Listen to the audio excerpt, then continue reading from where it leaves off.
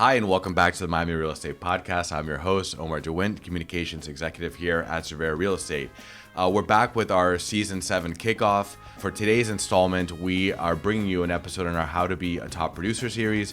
Joining me for that conversation is a rising star top producer here at Cervera, Bill Brothers. Bill, welcome to the show. Thank you for having me, Omar. Glad to be here. It's our pleasure, Bill. So today we're going to have a fun conversation, right? We're going to talk about taking customers from lead to loyalty. You have been exemplary in the time that I've known you in doing this. You've been in the industry now a little over 5 years, and I think you've really crossed over that threshold that new associates typically have in the beginning. It's like, where do I start? How do I get my leads? To like now you're just like, the sky's the limit for you. So One of the questions that I get asked all the time is here at Cervera when we're doing our marketing training, you know, realtors will come to me, whether they're new or even experienced, and say, where do I get leads?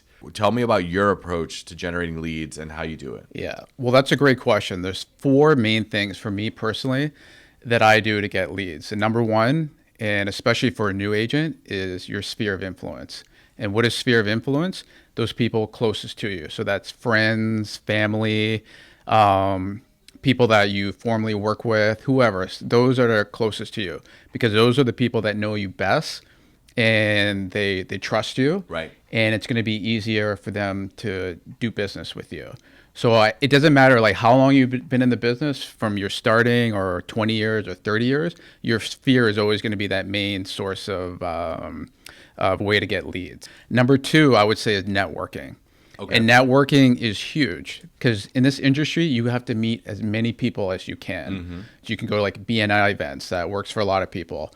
Or BNI, what's that? That's your business networking. Okay. So you get people that meet once a month and they come from all different industries like real estate or lawyers, doctors, whatever. And they meet and they kind of like refer business to each other and have topics that they speak about.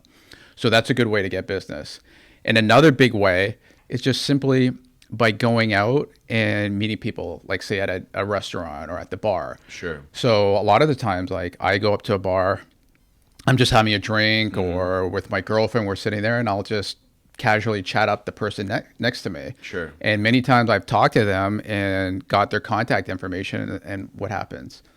Future client. Future client follow-up. So you can't be shy. You got to go out there and you have to be able to put yourself out there. Number three is the big thing is cold calling. Okay. And a lot of agents don't like doing cold calling because they get scared and there's some fear in that. And they get nervous. And I'm not going to lie, when I first did it, like I would sit there and I like my hands would be sweating and like, you know, you kind of like delay it as much as possible. Yeah. But it's like anything. It's like riding a bike. It's hard the first time. It becomes much easier and it becomes like second nature. So now every day, what do? The first thing I do to start my day is pick up the phone, start cold calling. Great that you say that because for me, like I'm a person that's have an individual who would be sort of apprehensive about just cold calling, right? You think of like telemarketers calling you and whatnot, but how do you sort of navigate that to get the best possible outcome? When you cold call, they don't know you, so it's gonna hard. So I'll be honest with you, you get a lot of hangups or you get a lot of people that are rude. Very few, but it does happen. But overall, for the most part, I've had great conversations and I've gotten clients out of it, so it works. Okay. So, but it's about the approach that you take on how to do that, and it's all about your tone and the way you come across, how you do that. So there's different ways that you can do that effectively, and it works. You've talked to me before offline about like match and mirror, right? Like depending on when the person picks up the phone, you kind of like match the pace or the energy and tone of who you're speaking to. Exactly. Yes. Matching mirroring is huge because I could pick up the phone and I can immediately, I can just know their personality types. You have to know their personality types, whether they're very direct or they're very outgoing or they're reserved. And you have to be able to pick that up immediately. Yeah. And once you're able to figure that out, then that's what I'm going to do. So what do I mean by that exactly? So a lot of the times I'll pick up the phone, I'll call somebody, and then they're very like quiet and like, talking in a low Sure. voice and hushed tone. So Like, guess what I hello, got to do? hello, who's this? Exactly. Yes, like that. So what am I gonna do? Like, hi, is this Susan? Hi, this is Bill Brothers. I'm with Cervera Real Estate and et cetera, et cetera. So I'm gonna talk in that So, low oh, tone hi, voice. Bill. How are you today? Yeah. Because if I start talking like this very Right. quickly and fast, they're gonna be You're gonna, yeah, overwhelmed and I'm overwhelm gonna them. scare them away. And so you have to be able to read that. And then those people that are very energetic and fast tone, I Sure. have to match their energy and I have to match your personality. How are you picking who you're calling? Are you just calling people, or you're just like, hey, I'm Bill, real estate services, or how do you go about it? Yeah, well, there's different ways you can call. So many people call expireds, which is a good way to Expired get listings. business, Okay. or you can call a specific building, or you can farm an area.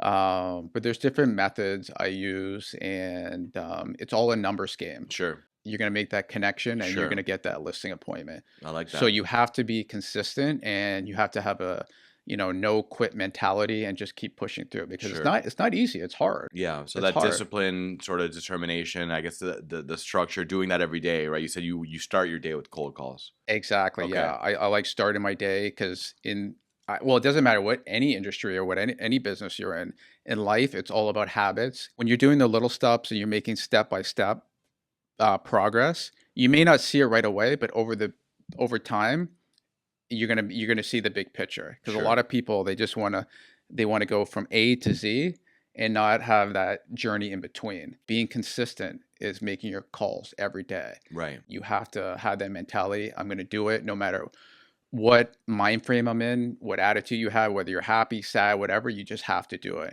and get over that fear. And I think that consistency is great too, because like with anything, the more you do it, the more comfortable you get, right? So you're gonna kind of refine your pitch, your dialogue. You sort of know what cues to look out for with the caller. Exactly. Yeah. And the more you do it too, you can kind of tweak your habits, the way you do it, see what Hmm. works. Because a lot of times it will work, and then maybe you'll see like, okay, this doesn't work. So let me change up the Sure. process, the way I do that. Just to recap for the listener, so you started with sphere of influence, right? The people who know you, like you, and trust you. Yeah. Second was networking, right? You're going to industry events or like out, to restaurants, art museums, etc., Yeah. meeting new people. And then third was the cold calling. So what's Yeah. number four? Number four, and the last one is, and this is a big one too, is door knocking. Okay. Yeah. It's like the cousin of cold calling, right? Exactly. It's another form of getting business that most people don't want to do Okay. because they're scared.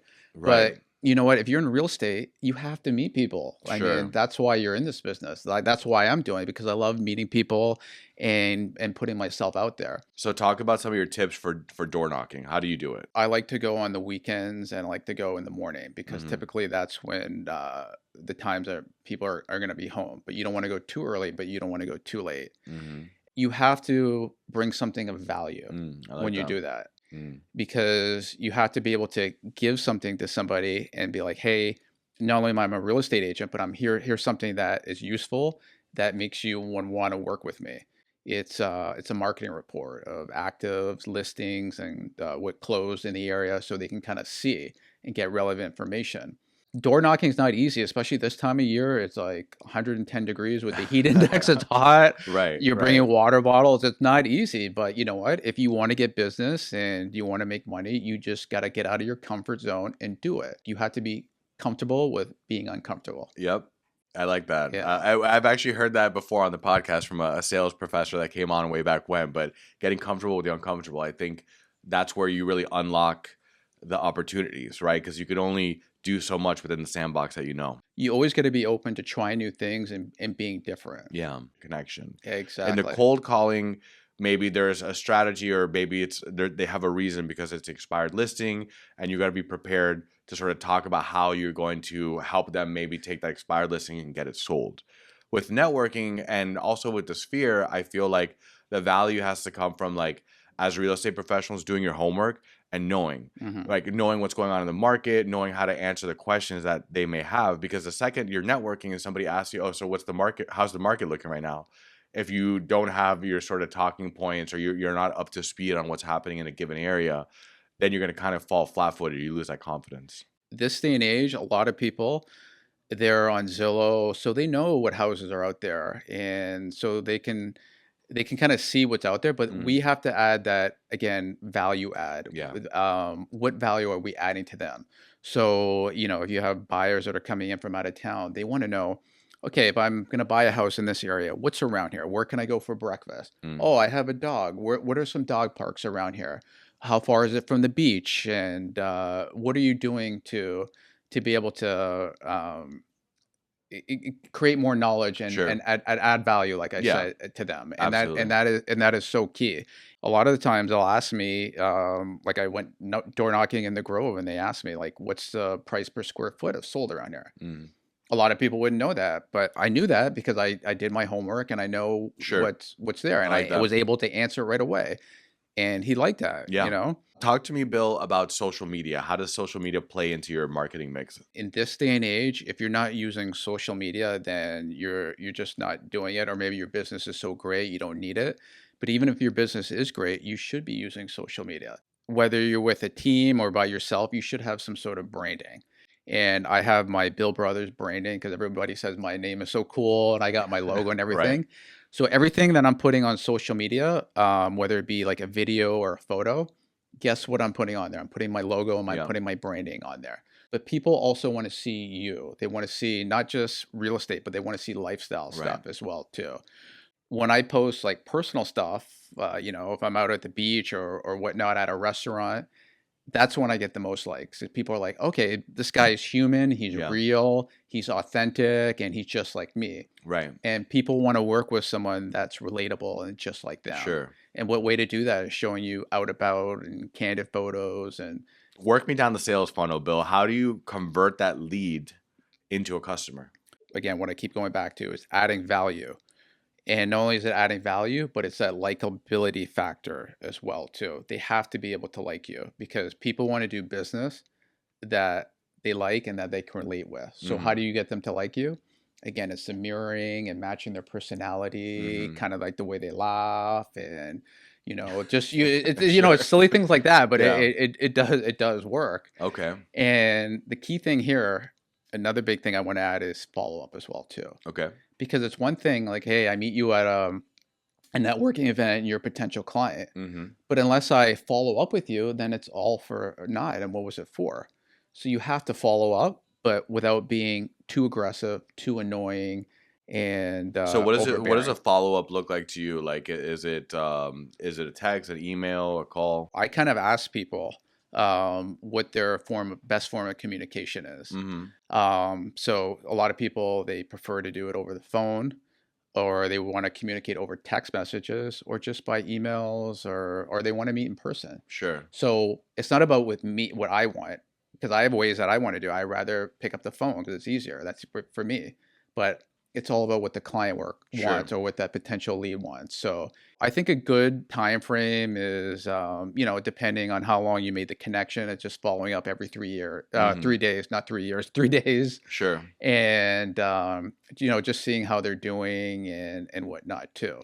So if I met you at a networking event and we had a conversation. Obviously, you probably told me about your Mm-hmm. family and your if you have any kids, where you live or not. And guess what I'm doing? I'm following that way. Luckily, I have Mm-hmm. a good memory. Yeah. I have a good memory, and if I didn't, sometimes I take notes and I have that Sure. You can and the put it in your CRM. CRM Yeah. exactly.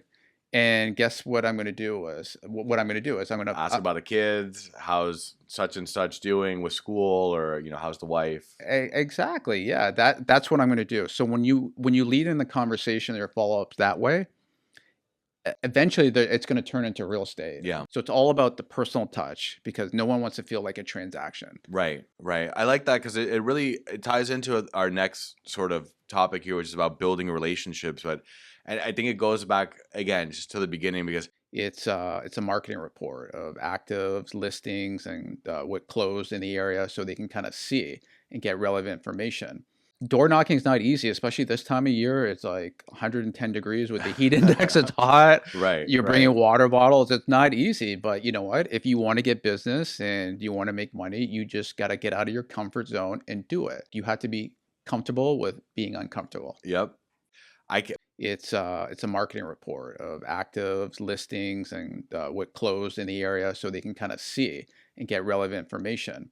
for me personally, I can't stress enough how much I think associates should focus more on their spheres and building relationships this way than pumping money into online ads or just trying to like get leads from the web of what ends up being sort of unqualified, just random mass numbers, right? It's like focus more on the people close to you, make the effort to build a relationship, and just sort of like go through that. But anyway, I digress. So tell me about building relationships, Bill. How do you establish trust and how do you build strong relationships with new clients?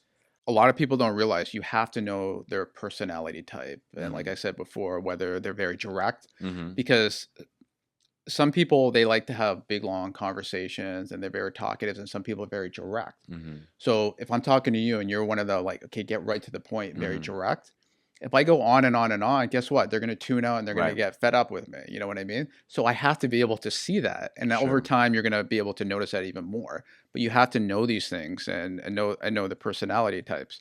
So a sales coach once said to me, he used the phrase, the worst thing you can be in real estate is yourself. You have to get out of your shell, get out of your comfort zone, and adapt to the client, not make them adapt to you. Now, the big thing for me, which is huge, huge, huge, like I think my best character trait is my listening. Okay. And in Miami, we have a lot of people that like to talk, and when they talk, what are they talking about? Themselves? Themselves. Exactly. Yes. Exactly. So when you have someone like me, my biggest thing is listening. And when I listen to people and I ask questions and I make it about them instead of me, people like that. And that is a huge thing. And I can't stress that enough, is the listening. Not only listening, but remembering too. Right. So they told you something about their kids or where they went to college or something. If you come back and be like, hey, and mention that tidbit like a couple weeks from now, they're gonna be like, oh, how do you remember that? Sure. Because that just shows that you care. And if they shows if you care and then you remember that, guess what? They're gonna trust you more and they're gonna want to build that relationship even further. Right. So, example, I have clients right now. They told me when their anniversary was, like, I think it was like the first a couple times I met them.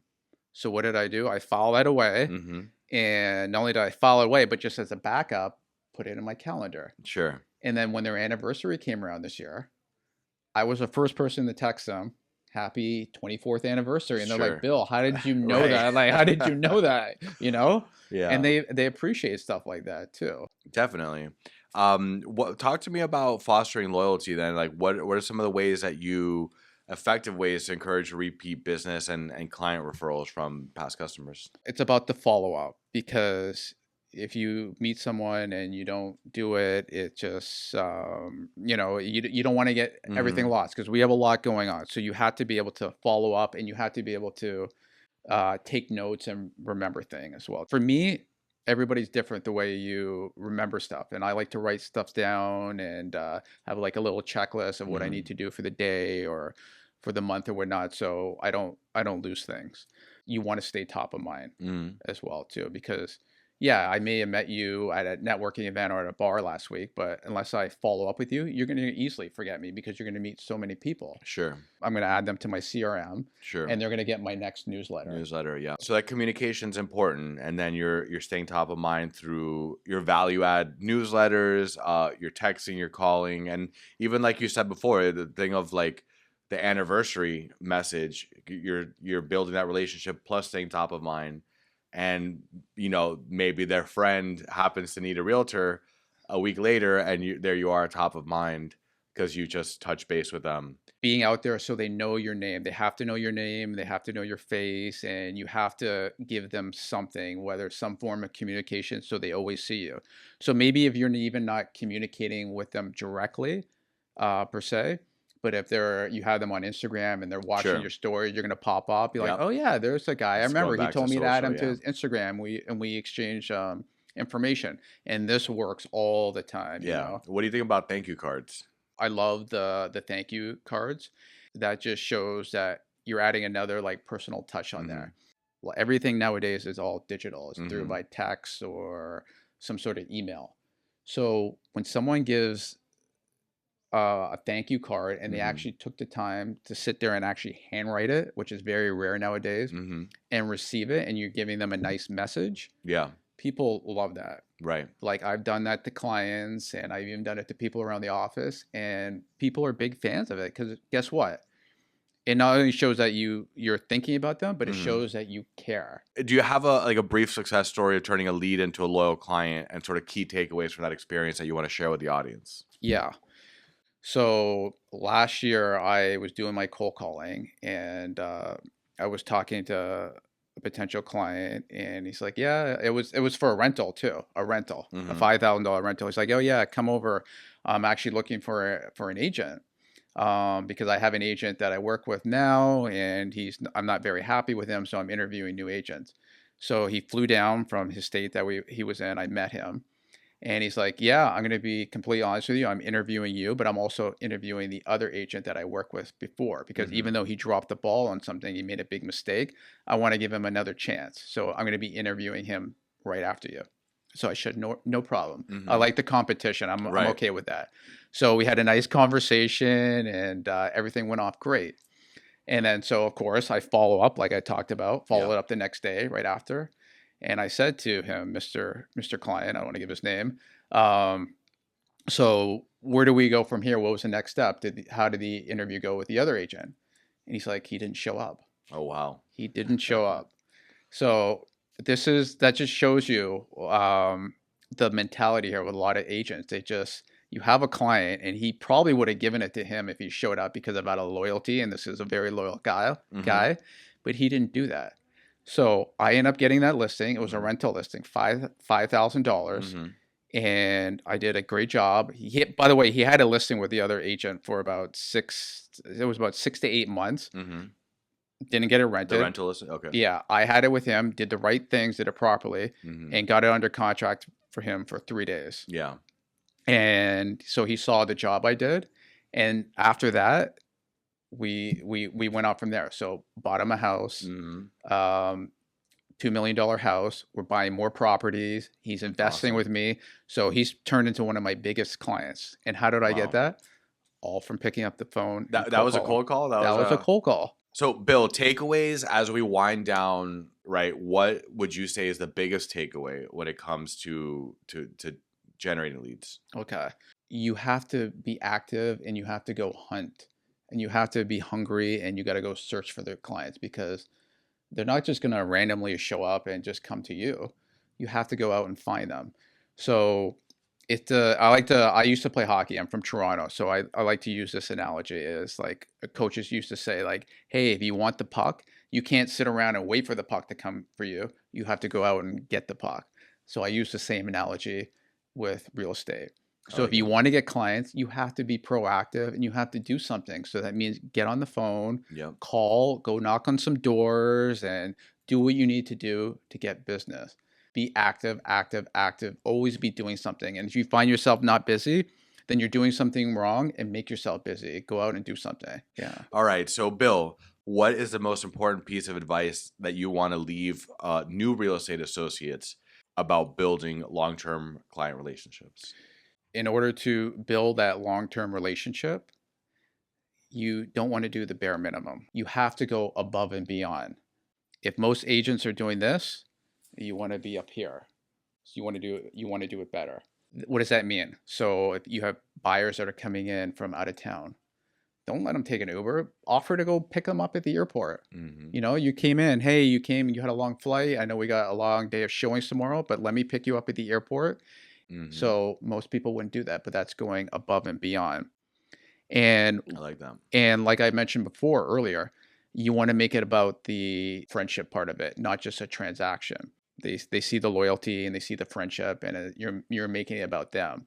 But once the transaction is over, you want to follow up with them, because this is another reason. I'll tell you another story how I got another client. I just had a listing. I sold this property. It was 1.4 million. And how did I get that client? It's because he had an agent before, and he wasn't necessarily happy with him, but he would have used him before. But that agent just disappeared. He never heard from him again. It's like boggles my mind. Like, you bought this You worked so hard to get here, and then you just let him go. Yeah, and he actually followed up. The client actually reached out to him, and he still didn't reach back. Wow. So it just boggles my mind. So when the transaction's over, don't just disappear. Just reach out. Like don't again, just like, hey, how's it going? How's your house or how's the family? How's the kids? And then that's all about staying top of mind so that they remember you. When a transaction is over, I like to buy my clients some gifts. So that last client that I was just talking about, he's a big cigar and whiskey guy. Okay. So when I was thinking, I was like, okay, well, what am I going to get him? It's probably going to be related to that. Mm-hmm. And then literally about a week before the closing, I was at a networking event and I met a gentleman that's in the cigar business. I got my logo branded on the cigar, the humidor box, on the front of the box and the inside of the box. And the wrappers that you put around on each cigar had my logo on there as well. Wow. I got 2 cases of that for him. And at closing, we went out to dinner and I gave that to him as a gift and he was absolutely blown away. He loved it. That's a good one. He was so happy. And it makes sense. So what is he going to do? Every time he smokes a cigar, which is every day, who's he going to think of? You. Exactly. And you got the branding in there. You listened. You really tied it all together there on that one. Yeah. You were networking. Wow, that's perfect. So yes, for sure. I like it. I love it. We're going to leave it there. Bill, you shared some amazing insights for our audience. Once again, ladies and gentlemen, this was Bill Brothers with Cervera Real Estate. Reach out to him if you want to work with him, work alongside him. Great guy and a friend. So thank you, Bill, for coming on. Oh, thank you for having me, and I appreciate it. This was a lot of fun. Absolutely. So for our listeners out there, this is season 7, Miami Real Estate Podcast, your go-to source for expert insight on all things Miami real estate. Make sure to like and subscribe. Follow us on Apple Podcasts or Spotify, wherever you listen.